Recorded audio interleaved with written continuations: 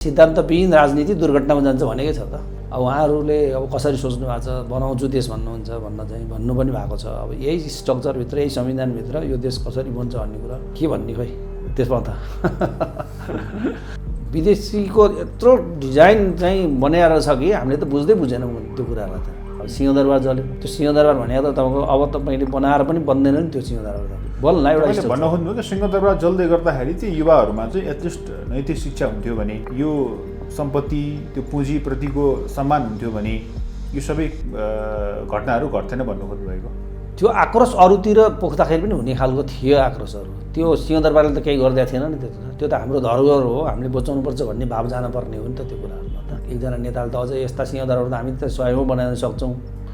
अनि त्यो स्ट्रक्चर त बन्ला कि अब अहिले आधुनिक स्ट्रक्चर त बन्ला, तर त्यो बेलाको जुन चिज प्रयोग गरेर बनिएको चिज त त्यो त अब पाउन सकिँदैन नि त त्यो कुराहरू। त्यो त धरोहर थियो नि त सांस्कृतिक। हिजोसम्म एमसिसी ठिक, धर्मनिरपेक्ष राज्य ठिक भनेर आज चाहिँ फेरि गेरु वस्त्र लाएर चाहिँ ठाडो र तेर्सो टिका लाएर आउने मान्छेहरूबाट चाहिँ उहाँहरू सावधान हुनु पर्यो। अब यहाँ हामीभन्दा बेकुब त कोही पनि छैन नि। हामी बिहान घन्टी बजाउनुपर्छ, हामीलाई चाहिँ नि धुपदीप गर्नुपर्छ, भगवान्लाई सोच्छ, प्रत्येक व्रत तीर्थ गर्नुपर्छ, सबै चिज गर्नुपर्छ। तर हामी हाम्रा बाले चाहिँ नि फलानुलाई हाल्या भोट भनेर त्यसपछि बिर्सेर हामीले उहाँहरूलाई नै लगाएर गर्छ। कसरी धर्म चाहिँ बच्छ कसरी थाहा छैन त्यो। हामीले देखिरहेका हाम्रा चाहिँ नेताहरू हामीबाट सञ्चालित छैनन्, हामीबाट जसले पृथ्वीनारायण शाहलाई नै चिन्दैन, हाम्रा चाहिँ नि भीमसेन थापालाई पनि चिन्दैन, अमरसिंह थापाको चाहिँ नि त्यो वीरताको गाथाको बारेमा उहाँहरूलाई नै चिन्दैनन् भने, पशुपतिनाथलाई चिन्दैन भने त्यो बाहेककोलाई भोट हालेर यो देश बन्छ भनेर सपना देख्नु त बेकार हो त्यो कुराहरू। कार्ल मार्क्स लेनिनका चाहिँ पूजा गर्ने पार्टीहरूले गोरखनाथको देश, पशुपतिनाथको देशलाई चाहिँ न्याय गर्न सक्दैन। जेनजीको परिवर्तन विदेशी भन्दा पनि धेरै चाहिँ हाम्रो स्वदेशी कारणले नै भएको हो त्यो कुराहरू। तर त्यहाँ परिवर्तन पछाडि जुन चिजहरू मिक्स भएर आए त्यो चाहिँ खतरनाक छ त्यसको लागि। दर्शकवृन्द नमस्कार, बिन्दु पोस्टको बिन्दु संवादमा आज हामीसँग हुनुहुन्छ अरुण केसी। उहाँ शिक्षा क्षेत्रमा संलग्न हुनुहुन्छ। उहाँसँग आज हामी समसामयिक विषयमा कुराकानी गरिन्छौँ। अरुणजी, यहाँलाई स्वागत छ। हजुर, धन्यवाद। अब हामीले अस्थिर सरकार त भोगिरहेका थियौँ, अब अस्थिर संसद भोग्ने अध्यायमा प्रवेश गरेका हौँ कि भन्ने शङ्का छ। किनभने कतिपयले चाहिँ यो चुनावपछि पनि बन्ने सरकार बन्दै गर्दा फेरि मध्यावधि पोमा जाने हो कि भन्ने शङ्का पनि गरेका छन् कि के भन्नुहुन्छ? यसलाई यो ध्रुव सत्य कुरा हो। किनभने अब थोरै पार्टी थिए, थोरै पार्टी भएर पनि एउटा द्वन्द्व छँदै थियो पार्लियामेन्टको सम्बन्धमा। कहिले कसले डिजर्भ गर्न खोज्ने, कहिले डिजर्भ गर्न खोज्ने कुरा थियो। अब झन् एउटा हङ पार्लियामेन्ट बन्ने अवस्था देखिन्छ। यहाँ कसैको पनि स्पष्ट बहुमत आउँदैन, किनभने हामी समानुपातिक प्रक्रियामा अगाडि बढेका छौँ। त्यो समानुपातिक प्रक्रियामा चाहिँ पार्टीका आफ्नै मत र भोटहरूबाट चाहिँ आउनुहुन्छ। जतिसुकै अलोकप्रिय भए पनि उहाँहरूको आफ्नै क्षेत्र छ, आफ्नै पकेट भोटहरू छ। अनि त्यसपछि प्रत्यक्ष जितेर आउने जो आउनु भएको छ उहाँहरू अहिले जति पपुलर देखिनु भएको छ, उहाँहरूलाई मत त व्यक्तिलाई दिएर सोचेर त मत आउला, तर समानुपातिकपट्टि भए पनि त्यो खालको मत बनिसकेको अवस्था छैन। त्यसले गर्दाखेरि झन् धेरै पार्टी र धेरै दल र धेरै सिट बाँडिँदाखेरि त्यो स्थिर सरकार बन्ने भन्ने कुरा चाहिँ नि सायद दिवा सपना मात्रै हो कि भन्ने लाग्छ मलाई पनि। भनेपछि अस्थिरताको पनि पराकाष्ठ भन्न खोज्नुभयो? अस्थिरताको पराकाष्ठ अब चाहिँ सुरु हुँदैछ। हामी अझ अस्थिर हुँदैछौँ हामी। भनेपछि अहिले भनेको जस्तो चाहिँ अब यो चुनावपछि स्थिर हुने अथवा राजनीतिक स्थिरता चाहिँ प्राप्त हुने भन्ने कुनै पनि एङ्गलबाट त देख्नुहुन्न? राजनीतिक स्थिरता प्राप्त हुनु पहिला सुरुमा सिस्टम लाइनमा हुनु पर्यो। त्यो सिस्टम जबसम्म लाइनमा आउँदैन, मानव एउटा राम्रो गाडी भएर मात्रै हुँदैन, त्यसको ड्राइभर मात्रै कुशल भएर हुँदैन, गाडी पनि राम्रो हुनु पर्यो। भनेपछि तपाईँको हिसाबमा चाहिँ यो व्यवस्था, यो प्रणालीमै खराबपन धेरै छ भन्नु? यो प्रणाली हामीलाई विदेशीले भारी बोकाइदिया प्रणाली हो, हामीले बोक्न नसक्ने अवस्था पुगिसकेको छ। भनेपछि संविधान संशोधन अथवा संविधान खारेज गर्नुपर्छ? संशोधनको कुराकानी होइन, खारेजै गर्नुपर्छ। खारेज गरेर फेरि लेख्नुपर्छ, समसामयिक र माटो सुहाउँदो संविधान लेख्नुपर्छ। त्यसले पनि त ग्यारेन्टी नहुने भयो नि त, फेरि पनि विदेशीको हस्तक्षेप होइन, धेरैले भने जस्तो त्यहाँ पनि त फेरि सम्भावना हुने भयो। यो हामीले देखिरहेका हाम्रा राजनीतिक दलहरू, हामीले देखिरहेका हाम्रा चाहिँ नेताहरू हामीबाट सञ्चालित छैनन् हामीबाट। हिजो पनि कपी पेस्ट भएका चाहिँ संविधान लिएर आएका छन्। अब सबै नेपाली एकचोटि जुरुक्क उठेर यो माटो सुहाउँदो व्यवस्थाको चाहिँ नि वकालत गर्न ढिला भइसकेको छ। त्यो भनेको कस्तो ठ्याक्कै माटो सुहाउँदो भन्नाले के बुझ्ने? हाम्रो समानुपातिक प्रणाली हाम्रो देशको लागि क्यान्सर हो भनेर हामीले त 72 सालमादेखि नै भन्दै आएका छौँ। हाम्रा चाहिँ नि केही कुराहरू खोज्दै जाने भने त्यति बेला पनि हामीले यसलाई चाहिँ नि स्वीकारेको कुराहरू होइन व्यक्तिगत रूपमा, जसले चाहिँ नि बहुमत कसैलाई पनि नआउने अवस्था भएपछि 5 वर्षसम्म कसैले काम गर्न नपाउने भयो भने कसरी सम्भव छ त्यो कुराहरू देश विकासको? किनभने सत्तामा एउटा जाने बित्तिकै त्यसको 3 महिना 4 महिना 100 दिन पुरा हुन नपाउँदाखेरि नै अर्कोले फेरि चाहिँ प्रधानमन्त्री हुने इच्छा प्रकट गरेको त हामीले भोगेका छौँ नि त्यो कुराहरू। भनेपछि यो सिस्टममै समस्या छ, यो सिस्टम यो संविधानमै समस्या छ, प्रणालीमै समस्या छ। त्यो प्रणालीलाई चाहिँ चेन्ज गर्नु पऱ्यो पहिला सुरुमा। त्यसमा फेरि कसैले चाहिँ प्रत्यक्ष निर्वाचित प्रधानमन्त्री भन्ने कुराहरू उठाएको छ, त्यो पनि आयातित कुरा हो। त्यो पनि हाम्रो जस्तो देशमा जहाँ चाहिँ नि मतदाता अझ पनि पुरै सचेत अवस्थामा हुनुहुन्न त्यहाँ चाहिँ प्रत्यक्ष निर्वाचित प्रधानमन्त्री वा राष्ट्रपतिको चाहिँ परिकल्पना गर्नु चाहिँ ठिक हुँदैन। त्यो कुराहरूले चाहिँ जस्तो सांसदहरू चाहिँ नि मन्त्री हुन नपाउने, अब चुनावमा जाँदै गर्दाखेरि कसलाई प्रधानमन्त्री बनाउनु भने पार्टीले आफ्नो एउटा प्रधानमन्त्रीको क्यान्डिडेट चाहिँ दिने भने चाहिँ अलिकति सुधार्नु चाहिँ सुधारेर जानुपर्छ त्यो कुराहरूलाई चाहिँ। अब हामी अलिकति चुनावको मुखमा पनि छौँ। नेपालमा यो शिक्षाको कुरा गर्दै गर्दाखेरि मैले खास मतदातासँग जोड्न खोजेको के छ अवस्था मतदाता शिक्षाको? अब साधारणतया अब हामीले भोग्दै आएको चुनाव प्रणालीमा त एउटा इन्फ्लुएन्स छ, नराम्रो खालकै इन्फ्लुएन्स छ। मैले अब त्यसलाई अहिले ठ्याक्कै अब के अरे त्यो सब्जेक्टले यो नै हो भनेर भनिहाल्दा चाहिँ मतदाताप्रति अन्याय होला। मेरो बाले पनि फलानुलाई भोट हाल्नु भएको र मैले पनि फलानुलाई भोट हाल्नुपर्छ भन्ने मानसिकताबाट पुरै ग्रसित छौँ हामी। र अहिले पनि मैले भने यत्रो लहर आउँदै गर्दाखेरि पनि हिजोका पार्टीहरूको आफ्नो एउटा चाहिँ नि पकेट भोटहरू छन्, ती भोटहरू। त्यसले गर्दा नि उहाँहरूको धेरै ठुलो चेन्ज आउँछ जस्तो लाग्दैन मलाई चाहिँ नि। त्यो भएर यो पार्लियामेन्ट नै मिक्स रूपमा हुन्छ भनेको कारण चाहिँ त्यो हो। मतदाताहरूमा चेतना नआएसम्म हामीले त दुःख पाउनु त परिहाल्यो नि, दुःख पाइन्छ नै। यो यसको के त्यस्तो के तथ्याङ्कहरू केही छ नेपालमा मतदाता शिक्षाको विषयमा चाहिँ कति % मतदाता जागरुक छन् अथवा कति चाहिँ यो मतदान गर्ने कुरामा चाहिँ अनभिज्ञ छन् अथवा गल्ती गर्छन्? किनकि रद्द भएका भोटहरू पनि हामीले प्रस्तुत देखेका छौँ यसअघि चुनावमा पनि। त्यसको के तथ्याङ्कहरू छन्? तथ्याङ्क त यति भनेर त निक्लेको मैले पनि अहिले पाएको त छुइनँ। तर मैले एकजना पश्चिमतिरको भोटिङको कुराकानी गर्दै गर्दाखेरि त्यहाँ चाहिँ नि अहिलेको अवस्थामा पनि क्लियरली अमुक पार्टी नै आउँछ फरकै पर्दैन भनेर चाहिँ त्यहाँको एकजना मान्छेले मलाई भन्नुभयो। कारण के भन्दाखेरि त्यहाँ एउटा चाहिँ नि कुनै मुखिया हुन्छन्, त्यो मुखिया जता ढल्क्यो मतदाता त्यतै ढल्किन्छन् भनेर चाहिँ उहाँले जवाफ दिनुभयो क्या। भने चाहिँ हामी त्यो स्थितिमा छौँ अहिले पनि। र काठमाडौँकै चुनाव हेर्नुहुन्छ भने हामीले पनि भोगेको कुराकानी हो। अहिले पनि काठमाडौँको चुनावमा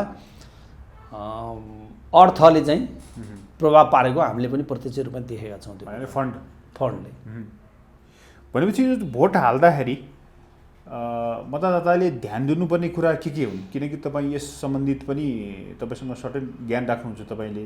त्यो हिसाबमा हाम्रा दर्शकले चाहिँ अलिकति बुझ्ने हिसाबमा भन्नुपर्दा हाम्रो मतदाताले सबभन्दा पहिला जति बेला हाम्रो पार्टीका मान्छेहरू आफ्नो ब्यानर पछाडि बसेर बोल्नुहुन्छ त्यहाँ चाहिँ नेपालको माटो सुहाउँदा तस्विरहरू छ कि छैन भन्ने कुरो हेर्नु जरुरी छ नम्बर 1। कारण के हो भने जसले पृथ्वीनारायण शाहलाई नै चिन्दैन, हाम्रा चाहिँ नि भीमसेन थापालाई पनि चिन्दैन, अमरसिंह थापाको चाहिँ नि त्यो वीरताको गाथाको बारेमा उहाँहरूलाई नै चिन्दैनन् भने, पशुपतिनाथलाई चिन्दैन भने त्यो बाहेककोलाई भोट हालेर यो देश बन्छ भनेर सपना देख्नु त बेकार हो। त्यो कुराहरू चाहिँ यो माटो सुहाउँदो र यो माटोलाई चाहिँ नि विश्वास गर्ने जुन शक्ति छ त्यो शक्तिलाई चाहिँ यदि उहाँले साथ दिनु भने भविष्य चाहिँ फेरि सुनौलो छ। फेरि निराशाको मात्रै कुरा नगरौँ। तपाईँले भन्नु खोज्नुभएको यो कार्ल मार्क्स, लेनिन, माओका तस्बिर बोक्ने पार्टीहरू प्रति तपाईँको विश्वास छैन भन्नु खोज्नुभएको? कार्ल मार्क्स लेनिनका चाहिँ पूजा गर्ने पार्टीहरूले हाम्रो यो गोरखनाथको देश, पशुपतिनाथको देशलाई चाहिँ न्याय गर्न सक्दैन। त्यसको लागि मुखर रूपमा यी मुद्दाहरू बोक्ने त पार्टी त्यस्तो ठुलो पार्टी त कुनै छैन। अहिले भएका हाम्रो मौजुदा पार्टीहरू सबै कुनै न कुनै रूपमा त्यहाँबाट प्रभावित छन् भनेपछि यस अर्थमा त हाम्रो लागि चाहिँ कुनै एउटा सकारात्मक बाटो त छैन नि, होइन? राम्रो कुरा सानै भए पनि ग्रहण चाहिँ गर्न चाहिँ ढिला गर्नु हुँदैन। मतदाताहरूले पनि त्यो कुरा बुझ्नुपर्छ, जनताले पनि त्यो कुरा बुझ्नुपर्छ। आजसम्म हामीले 46 सालदेखिको पिरियडबाट अहिलेसम्म आएर हेर्दाखेरि त हामीले भएको अस्थिरता नै हो नि त। त्यही मार्क्सवाद, त्यही लेनिनवाद, त्यही माओवाद, त्यही गान्धीवादबाट चाहिँ यहाँसम्म आइपुगेका त छौँ नि हामी। अब 46 देखि 82 सम्म आउँदाखेरि हामी चेत्दैनौँ भने अब हामीले दुःख पाउनु त छ नै त्यो कुराहरू चाहिँ। किनभने त्यो वादले काम गर्ने भएको भए हामी अहिले विश्वमा एउटा इज्जतदार एउटा चाहिँ नि देशको रूपमा चाहिँ स्थापित भइसक्नु पर्ने हो नि, किन भएन हामीले भन्ने कुरा चाहिँ मुख्य कुरो चाहिँ त्यो हो। ती बात चटक्कै छोड्नु पऱ्यो भन्ने तपाईँको? यो बातबाट त कुनै पनि हुनेवाला छैन, किनभने यी बातले नै ल्याइदिएका चाहिँ परिवर्तन हुन्। 46 सालको परिवर्तन नै भोगेका छौँ हामीले, सानै भए पनि देखेका छौँ हामी। राजनीतिक चेतनाको हिसाबमा हामीले देखेका छौँ। मैले त अझ भन्ने गरेर चाहिँ चन्द्रशेखरले आएर ल्याइदिएको, चाक्सीबारीमा आएर भाषण दिएर ल्याइदिएको प्रजातन्त्रले हामीलाई कहाँ पुर्याउँछ भनेर त्यो देखिहाल्यौँ हामीले, होइन? 63मा आएर कसले भाषण गरे त्यो त अझ बुझ्ने गरेर हामीलाई थाहा छँदैछ कहाँ पुऱ्यायो हामीलाई यहाँसम्म आउँदा। अब अहिले पनि अब ठुलो परिवर्तनका कुराकानी चाहिँ छन्, जनजनमा कुराकानी चाहिँ देखिया छन्। अब त्यो परिवर्तन कहाँबाट आयो भन्ने कुरो खोज्नु जरुरी छ। तर यहीँ कुनै पनि संसारको विकासको मोडल हेर्नुभयो भने समय सुहाउँदो, माटो सुहाउँदो चाहिँ विकासको मोडलले मात्र काम गरेको छ। भन्नु खोज्नुभएको यो परिवर्तन भन्नाले जेनजीको परिवर्तनलाई तपाईँले इङ्गित गर्नुभएको? जेनजीको परिवर्तन विदेशी भन्दा पनि धेरै चाहिँ हाम्रो स्वदेशी कारणले नै भएको हो त्यो कुराहरू। तर त्यहाँ परिवर्तन पछाडि जुन चिजहरू मिक्स भएर आए त्यो चाहिँ खतरनाक छ त्यसको लागि। जस्तो त उम्मेदवारको कुरा गरौँ, अहिले प्राय धेरै पार्टीहरूमा चाहिँ नयाँ उम्मेदवारहरू देख्छौँ हामीले, नयाँ अनुहार छन्। अब कतिपय एकदम लोकप्रियतावाद बोकेका उम्मेदवारहरू छन्, कतिपय सेलिब्रिटी अनुहार भएका उम्मेदवारहरू छन्, गीत गाउने, नाचगान गर्ने। अब तपाईँले त्यस्तो उम्मेदवारबाट भोलि संसदमा हुने विविध कार्यविधिहरूमा कतिको प्रभावकारी भूमिका निभाउन सक्छन् वा राजनीति कतिको बुझेछन् उहाँहरूले? तपाईँको ठमेई के छ? मेरो शिक्षा क्षेत्रमा एउटा अनुभव छ कि जसले दुई थरी मान्छेको चाहिँ प्रकृति मैले छुट्याउने गरेको छु। एउटा चाहिँ काम लगाउने, एउटा चाहिँ काम गर्ने। यो काम लगाउनेलाई काम गर्न लाउनु भयो भने पनि उसले त्यो कामप्रति न्याय गर्न सक्दैन। काम गर्नेलाई काम लगाउने पोस्टमा लगाएर राखिदिनु भने त्यसले त्यो प्रति न्याय गर्न सक्दैन। त्यो भनेको चाहिँ के हो भने एउटा एकदमै राम्रो सफल के अरे तपाईँको चाहिँ नि ठेकदार होलान्, तिनलाई ल्याएर राजनीतिमा हुल्दिनुहोस् के पनि थाहा हुँदैन उसलाई। एउटा राम्रो एक्टर होलान् तर ऊ राम्रो राजनीतिक नहुन सक्छन्, किनभने उनको क्षेत्र चाहिँ त्यो होइन, त्यो राजनीतिको लागि जन्मेको मान्छे होइन भन्ने लाग्छ त्यसलाई। त अब अहिले फेसबुकमा आएर केही कुराहरू गर्यो, केही कुरा गरिसकेपछि अलिकति पपुलर भइसके पछाडि गएर राजनीतिमा जाने त एउटा चाहिँ नि अब ट्रेन्ड नै चलिरहेको छ नि त त्यो कुराहरूले। अब ती मान्छेहरूले भोलि चाहिँ नि कानुन बनाउनु पर्ला नि त, त्यहाँ गएर संसदमा गएर कानुन बनाउनु पर्ला, त्यो कानुनको बारेमा बोल्नु पर्ला, जनताको समस्याको बारेमा बोल्नु पर्ला। अब अहिले त्यहाँ देखाएको जस्तो यसलाई त्यसरी लिउँ न, यो चक्लेट खाँदा मिठो चाहिँ मिठै हुन्छ, गुलियो हुन्छ, त्यसको दीर्घकालीन असर चाहिँ फेरि नकारात्मकै हुन्छ। चक्लेट शरीरलाई अस्वस्थ बनाउने जस्तै देशलाई पनि अस्वस्थ बनाउँछ भन्ने बनाउँछ कोन तपाईँको? त्यो त यो सब हुनु मात्रै फेरि पनि ती पुराना दल जो राजनीति गर्ने पोख्त भएका नेताहरू कोही अकर्मण नेता अयोग्यताको कारणले गर्दा भएको होला नि त। त्यो त मैले भने नि, यो हाम्रो चाहिँ प्रजातन्त्रको जन्म, त्यसपछि आएर गणतन्त्रको जन्म नै अवैध रूपमा भयो क्या। हाम्रो माटोले चाहेको परिवर्तनको रूपमा आएन। भनेको 7 सालदेखिकै कुरामा, 7 सालदेखि कुरामा, किनभने विदेशीले जे चाह्यो त्यही हुँदै हुँदै आएको त छ नि। 17 सालमा आएर अलिकति महेन्द्रले आफ्नो माटो सुहाउँदो एउटा चाहिँ गरेको त देखिया छ नि त। त्यसमा त 10 वर्षमा त ठुलो नेपालको स्ट्रक्चर नै बनाइदिनु भएको थियो नि त महेन्द्रले त। त्यो कुराहरू त त्यो मौलिक राजनीतिको चाहिँ नि गर्ने हो भने कल कारखानादेखि लिएर चाहिँ तपाईँको रोजगारीका कुरादेखि लिएर सबै कुराको एउटा स्ट्रक्चर, राजमार्गको स्ट्रक्चर त बनाइदिनु भएको थियो। त्यसपछिको 10 वर्ष बाहेकको समयमा त हामी त द्वन्द्वमै छौँ त जति बेला पनि। तपाईँले यदि भन्दै गर्दा तपाईँले फेरि मण्डलले पनि भन्ने आरोप लाग्ला। अनि मण्डल देशको कुरा गर्दा राजाको कुरा गर्दाखेरि र हिन्दू राज्यको कुरा गर्दा मण्डलले चाहिँ स्वीकार्न तयार छु म चाहिँ नि। मैले कतिपटक भने भन्छु म मण्डलले नै हुँ नै भनेको छु मैले फेसबुकमा चाहिँ स्टाटस लेख्दाखेरि। किनभने यो देशमा राज संस्था चाहिन्छ, हिन्दू राज्य चाहिन्छ भन्ने कुरा गर्दाखेरि कोही मण्डलले हुन्छ भने त्यो चाहिँ स्वीकार्य नै छ।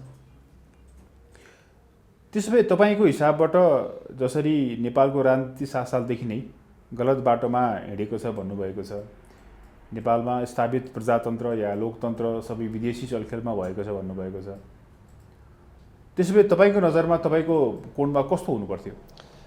चाक्सीबारीमा आएर चन्द्रशेखरले भाषण नदिइकन आउनु पर्थ्यो परिवर्तन। हाम्रो पार्लियामेन्टमा के अरे 63 पछिको 72 सालको उसमा चाहिँ नि सीताराम येचुरीहरू आएर चाहिँ नि हाम्रो पार्लियामेन्टमा नबसिकन आउनु परिवर्तन हुनु पर्थ्यो। यही माटोले परिवर्तन ल्याइदिनुपर्छ, नत्र भने त्यो माटोले त्यो माटोबाट आएको परिवर्तनले मात्र दुःख थाहा हुन्छ उसलाई।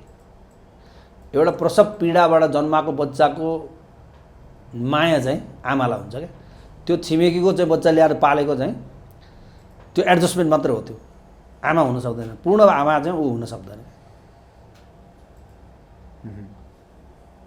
त्यसो भए त तपाईँको हिसाबमा अहिले अब केही माहौल बन्दै गरेको नयाँ दलप्रति जुन हिसाबले हामी कुरा गर्छौँ नि, सिद्धान्तहीन विचारहीन भनेर विभिन्न आरोप पनि लाग्ने गरेको छ, त यसले त झन् हामीलाई त उल्टो बाटोमा लिएर गयो नि त। अब हामी अलिकति जान्यो भने चाणक्यले सिद्धान्तविहीन राजनीति दुर्घटनामा जान्छ भनेकै छ त। सिद्धान्तविहीन राजनीतिले त कहीँ कतै लाँदैन त्यो कुराहरूलाई चाहिँ नि। अब उहाँहरूले अब कसरी सोच्नु भएको छ, बनाउँछु देश भन्नुहुन्छ भन्नु पनि भएको छ। अब यही स्ट्रक्चरभित्र, यही संविधानभित्र यो देश कसरी बन्छ भन्ने कुरा अब के भन्ने खोइ त्यसमा त। जस्तो तपाईँ शिक्षा क्षेत्रमा संलग्न पनि हुनुहुन्छ, त्यस अर्थमा तपाईँले नेपालको शिक्षालाई कसरी हेर्नुभएको छ? किनभने जस्तो नेपालमा उत्पादन हुने विभिन्न युवाहरू विश्वविद्यालय पढेर निश्चित गर्दाखेरिका युवाहरूमा तपाईँले कस्तो देख्नुहुन्छ मानसिकता? अब मैले मेरो आफ्नो पढाइ चाहिँ संस्कृत पनि पढेको, मैले नैतिक शिक्षा पनि पढेको, अनि पाक शिक्षा भनेर हाम्रो पूर्व व्यवसायिक शिक्षा भनेर चाहिँ एउटा सिप पनि सिकाइन्थ्यो कि। अनि त्यति बेला चाहिँ केही लाग्दैन थियो, के सिक्नु पर्यो, के सिकाएको होला भन्ने जस्तो लाग्थ्यो। यो पछिल्लो समय आउँदाखेरि मैले गरेको अनुभव चाहिँ यो अर्काको चिज खानु हुँदैन, अर्काको चिज लाउनु हुँदैन, दिनुपर्छ उनीहरूलाई भन्ने एउटा नैतिकता चाहिँ थियो हामीसँग। अब अहिले म त देख्छु बाटामा कुनै चिज भेट्यो भने त्यो कसको हो भन्दा पनि खल्तीमा हालेर हिँड्दिने हो, घर लगाएर चाहिँ नि प्यारेन्ट्सलाई देखाउने, ए ल ठिक गरिदियोस् भनेर प्यारेन्ट्सले पनि त्यसलाई चाहिँ नि एक्सेप्ट गर्ने अवस्था। अर्काको कुरालाई आफ्नो भनेर दाबी गर्ने त्यो खोज्दै जाँदा कता हो भन्दा त वास्तवमा शिक्षामा त्यो खालको ऊ त हामीले त धेरै अगाडि छोडिसकेका छौँ। नैतिक शिक्षा भन्ने कुरा त पढाइ नै भएन बिचमा त। अब अहिले आएर फेरि नैतिक शिक्षाको जरुरी ठानेर चाहिँ राखेको छ। त्यो भनेको चाहिँ कस्तो हुँदो रहेछ भने यो लामो प्रोसेस हुँदो रहेछ क्या। विदेशीको यत्रो डिजाइन चाहिँ बनाएर छ कि हामीले त बुझेनौँ त्यो कुरालाई त, अथवा हामीले त के बुझ्नु, हामी पढ्दै गरेको मान्छे, त्यति बेला पढ्दै गरेको मान्छे। अब त्यो पोलिसी मेकरहरू जो छन् उनीहरूले बुझेको बुझेनन् त्यो पनि अचम्मको कुरा छ होइन। अब हरेक कुरोमा विद्रोह देख्ने, बालाई बा भन्न नजाने, बाबुआमाप्रति जुन एउटा चाहिँ तपाईँको सम्मान थियो नि, त्यो कुराहरू टिचरप्रतिको एउटा सम्मान थियो नि। अहिले पनि मलाई पढाउने टिचरले हेर्दाखेरि मलाई एउटा सम्मान भाव जागेर आउँछ, मैले त्यो पढेको मान्छे म। अब अहिले त त्यो टिचर स्कुल एउटा व्यापारिक केन्द्र, त्यहाँ मैले पैसा तिरेको छु र मैले पैसा तिरेछु, मैले गर्नु जे पनि गर्नु पाउँछु भन्ने भाव चाहिँ सिर्जना भएको छु। एजुकेसन सिस्टममा त मैले धेरै पटक बोले पनि छु, टेलिभिजनहरूमा मेरो कुराकानी आएको पनि छ मैले होइन। यो एजुकेसन सिस्टम त अझ सबै नै फालेर नयाँ सिर्जना गर्नुपर्छ भन्ने पछिको मान्छे म त। त्यसको रूप त अहिले देखिया छ नि तपाईँको, हेर्नु न। अब सिंहदरबार जल्यो, त्यो सिंहदरबार भनेको त तपाईँको अब तपाईँले बनाएर पनि बन्दैन नि त्यो सिंहदरबार बल्ल एउटा भन्न खोज्नु कि सिंहदरबार जल्दै गर्दाखेरि चाहिँ युवाहरूमा चाहिँ एटलिस्ट नैतिक शिक्षा हुन्थ्यो भने, यो सम्पत्ति त्यो पुँजीप्रतिको सम्मान हुन्थ्यो भने यो सबै घटनाहरू घट्थेन भन्नु खोज्नुभएको? त्यो आक्रोश अरूतिर पोख्दाखेरि पनि हुने खालको थियो आक्रोशहरू। त्यो सिंहदरबारले त केही गरिदिएको थिएन नि, त्यो त हाम्रो धरोहर हो, हामीले बचाउनुपर्छ भन्ने भाव जानुपर्ने हो नि त त्यो कुराहरूमा त। तर त्यो गएन। सामाजिक सञ्जालमा नि हेऱ्यौँ हामीले, अब त्यहाँ गएर चाहिँ एकदम प्राउड फिल गर्नुभएको छ। अब जो जानुभयो त्यहाँनिर प्राउड फिल गरेर त्यो गर्छ। अब त्यो एकजना नेताले त अझै यस्ता सिंहदरबार त हामी त स्वयं बनाउन सक्छौँ अनि त्यो स्ट्रक्चर त बन्ला कि अब अहिले आधुनिक स्ट्रक्चर त बन्ला, तर त्यो बेलाको जुन चिज प्रयोग गरेर बनिएको चिज थियो त्यो त अब पाउन सकिँदैन नि त। त्यो कुराहरू त त्यो त धरोहर थियो नि त, सांस्कृतिक धरोहर हो नि त हाम्रो त्यो त। भनेपछि नेपाल लगातार आफ्नो धरोहर, आफ्नो इतिहास, आफ्नो परम्परालाई निरन्तर रूपमा एक हिसाबले कुनै एउटा पार्टी, अमुक कम्युनिस्ट पार्टीबाट चाहिँ प्रहार हुँदै आएको थियो। त्यसमा पछिल्लो समय फेरि यी नयाँ भनिने पार्टीहरूबाट पनि प्रहार भएको हो। त्यो चाहिँ दिन 2 गुणा रात 4 गुणा जस्तो स्थितिमा पुऱ्याएको छ अहिलेको अवस्थामा। अझ बढी कसैलाई पनि धर्म संस्कृतिको बारेमा कहीँ बोलेर देख्नु भएको छ त अहिले यो चुनावी अभियानमा? कहीँ पनि छैन नि। अब भोट पाइन्छ, उहाँहरू चन्दन धसेर मन्दिरहरू चार्नु भएको छ। अब एउटा यो क्रिप्टो भन्ने चलन खुब छ अहिले। यो क्रिप्टो हिन्दूको देश हो उहाँहरूको। अब यति बेला अब हामी कति 81% ओमकार परिवार, हिन्दूमा त 81%, ओमकार परिवार गर्दा अझ त्योभन्दा बढी हुन्छ, 95 जति हुन्छ। अब हामीलाई त जहिले पनि उहाँले चाहिँ यही चिटिङ गरेर त भोट प्राप्त गर्दै सत्तामा जानु भएको छ नि त। त्यो त उहाँहरूले त सिकेर आउनुभएको कुराहरू त हो नि उहाँहरूले। अब अहिले मलाई लागेको कुरो चाहिँ उहाँहरूले चाहिँ होइन हामी चाहिँ नि हिन्दू राष्ट्र लिएर आउँछौँ, हामी चाहिँ नि के अरे राज संस्था ल्याउँछौँ भनेर जानु भएको छैन। राज संस्थाको कुरै छोडौँ अहिलेलाई, हिन्दू राष्ट्र चाहिँ हामी जसरी पनि ल्याउँछौँ भन्न सक्नु भएको छैन नि उहाँहरूले। तर हिन्दूहरूको भोट चाहिँ उहाँहरूलाई चाहिएको छ नि। यही संविधान, यही व्यवस्था मान्ने, यही व्यवस्था मानेर। तर यहाँको परम्परा, यहाँको धरोहर, इतिहासलाई चाहिँ फेरि सम्मान नगर्ने। उहाँहरूले नै गएर पढेर आएको देशहरूमा 56% सायद बेलायतमा 56% इसाईहरू हुनुहुन्छ। तर बेलायतका चाहिँ प्रधानमन्त्रीले बाइबल छोएर शपथ खानुपर्छ। अनि त्यो चाहिँ नि इसाई राष्ट्र। मुस्लिम राष्ट्र हेर्नु भने त्यसको पनि अझ बढी लिस्टहरू छन्, जहाँ चाहिँ नि 46% देखि 56%सम्म 60%सम्म मात्रै छ उहाँहरूको बाहुल्यता। तर मुस्लिम राष्ट्र भनेर चाहिँ लेख्दाखेरि चाहिँ उहाँहरूलाई हो ठिक छ नि त, त्यो त भन्नुहुन्छ उहाँहरू। हामी 81% हिन्दू नै छौँ, बाँकी ओमकार परिवार त बुद्ध र किराँतहरू जोड्दाखेरि अझ त्योभन्दा बढी छौँ हामी। अब यो देशलाई चाहिँ नि के अरे धर्मनिरपेक्षता बनाउनुपर्छ भन्नुहुन्छ उहाँहरू। अनि उहाँहरू चाहिँ हाम्रो धर्म संस्कार जोगाइदिनुहुन्छ भने हामी हिन्दूहरू चाहिँ भोट हाल्छौँ फेरि। हेर्नु न, अब यहाँ हामीभन्दा बेकुब त कोही पनि छैन नि। हामी बिहान घन्टी बजाउनुपर्छ, हामीलाई चाहिँ नि धुपदीप गर्नुपर्छ, भगवान्लाई सोच्छ, प्रत्येक व्रत तीर्थ गर्नुपर्छ, सबै चिज गर्नुपर्छ। तर हामी हाम्रा बाले चाहिँ नि फलानुलाई हाल्या भोट भनेर त्यसपछि बिर्सेर हामीले उहाँहरूलाई नै लगाएर गर्छौँ। कसरी धर्म चाहिँ बच्छ कसरी थाहा छैन। के भन्नुहुन्छ अब युवाहरूलाई, विशेष गरी यो मतदान गर्ने जुन सङ्ख्या छ युवाहरू, वृद्धहरू, उहाँहरूलाई के मेसेज दिन चाहनुहुन्छ? वृद्ध युवाहरूलाई मैले माटो चिनेका चाहिँ नि, माटो चिनेका, आफ्नो धर्म चिनेको, हाम्रो आफ्नो के अरे संस्कृति चिनेका पार्टीलाई चाहिँ हेरेर मात्रै मतदान गर्नुहोस् भनेर भन्छु। यो विकासको हाम्रो यसले फलानुले विकास गर्दैन, फलानुले गरिदिन्छ कि विकास भन्ने मात्रै जुन एउटा चाहिँ तिर्खा लागेको छ नेपाली मतदातालाई, त्यो तिर्खाले हामीलाई ठुलो दुर्घटनाको सन्निकट पुर्याइसकेको अवस्थाहरू छ। त्यसले गर्दा हाम्रो मौलिक व्यवस्थाकोतिर त हामीले चाहिँ सोच्नै पाएको छैनौँ हामीले। अब विभिन्न सोसियल मिडिया प्रयोग गरेर के गरेर कसो गरेर जुन चक्लेटी अनुहारहरू देखिएका छन्, ती चक्लेटी अनुहार अन्ततः देश अवसानतिरै जान्छ भन्ने लाग्छ मलाई चाहिँ। त्यसले गर्दाखेरि यो देशमा यसको मौलिक राजनीतिलाई चाहिँ स्थापित गरेर यो देशलाई साँच्चै नै दीर्घकालीन विकासमा लानको निम्ति चाहिँ यो पालि असाध्यै अप्ठ्यारो अवस्थामा छ देश। यो चुनाव मात्रै हो भनेर उहाँहरूले हेर्नु भएको छ भने यो गलत हो यो कुराहरू। यसपालिलाई छन् दलहरू आएका छन्, हामी धर्म जोगाउँछौँ, हामीलाई चाहिँ यो यसलाई राज संस्था चाहिन्छ, हामी धर्म संस्कृतिमा चाहिँ संस्कृतिलाई पनि सँगसँगै लिएर हामीले चाहिँ यो देशको विकास गर्न सक्छौँ भनेर जुन एजेन्डा लिएर आउनुभएको दलहरू हुनुहुन्छ उहाँहरूलाई चाहिँ चिन्नु पऱ्यो। हाम्रो अहिलेको मतदाताहरूले उहाँहरूलाई चिन्नु पऱ्यो। हिजोसम्म एमसिसी ठिक, यो धर्मनिरपेक्ष राज्य ठिक भनेर आज चाहिँ फेरि गेरु वस्त्र लाएर चाहिँ ठाडो र तेर्सो टिका लाएर आउने मान्छेहरूबाट चाहिँ उहाँहरू सावधान हुनु पऱ्यो, त्यति हो। हस्, यहाँले समय दिनुभयो, हजुर धन्यवाद। हजुरलाई पनि कृपया कमेन्ट बक्समा आफ्ना विचारहरू लेख्नुहोस्। हाम्रो च्यानललाई सब्सक्राइब गरी बेल आइकन थिच्नुहोस् ताकि नयाँ भिडियोको नोटिफिकेसन तपाईँलाई सबैभन्दा पहिले प्राप्त होस्। तपाईँको साथ र समर्थनको लागि धन्यवाद।